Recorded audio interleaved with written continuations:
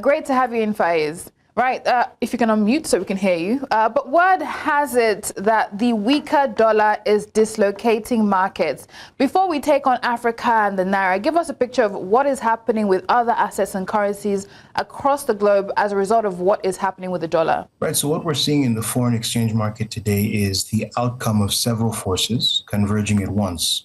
I think first is demand pressure. Nigeria remains heavily import dependent, so dollars are constantly needed for fuel, for machinery, for raw materials, pharmaceuticals, even basic consumer goods.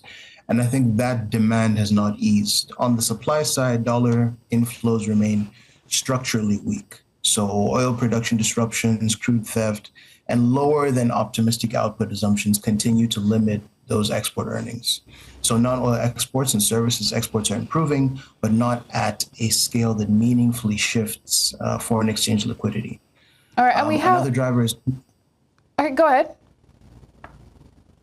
Yeah. All right, so now we have to come to Nigeria and Africa. What this weaker dollar means for us, broadly speaking, what does it mean for our economies? What does it mean for our budgets and whatnot? Well, I think budget-wise especially, the exchange range assumption in the federal budget is more than just a technical number. It's also a political and economic signal. A weaker than assumed Naira inflates Naira revenues from oil exports, which can then provide temporary fiscal relief. But it also increases the expenditure pressures, particularly for debt servicing. And capital projects with imported components. So that creates a sort of paradox where higher nominal revenue does not necessarily translate into stronger fiscal space. There's also a little bit of an inflation linkage. If foreign exchange assumptions underestimate depreciation, inflation forecasts then become unreliable, which will force adjustments up toward the middle of the year, and that disrupts capital spending and social programs. Interesting. Now, let's come to Trump. I mean, he's dominating a lot of the headlines, and his, should I say, tantrums, as I've said before, is shifting a lot in terms of assets. Trump is brushing off concerns over currency decline.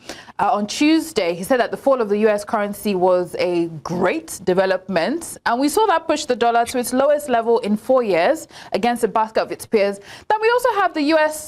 Treasury Secretary, Scott Bessent. He comes and says Washington is still pursuing a strong dollar policy and was not planning an intervention to boost the Japanese yen. So what do you make of this mixed messaging, and what does it send in terms of a signal and the impact on the dollar and other currencies? You see, there's a credibility element here. Businesses need to believe that the FX regime will exist tomorrow in order to function without a hitch. So when you have disruptors such as the US president, making frequent rule changes and undermining the sustainability that exists within the system, that creates more than just weak fundamentals.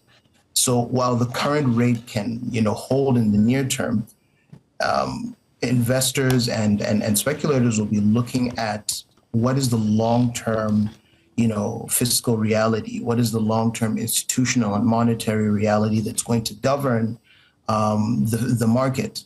And without having a very clear picture of that, it now becomes a very unsustainable and expensive and intervention-heavy market. So I think it's very clear that certain decisions that have been taken, whether it's the invasion of Venezuela or the interest rate hike, all of these things have kind of started to weaken the dollar, particularly, I think, with the movement of a lot of markets to seeing gold as the key commodity. Right. That's also weakened the dollar over the past year and a half, and that's creating a lot of uncertainty within the market. And gold is going all the way up so far this year.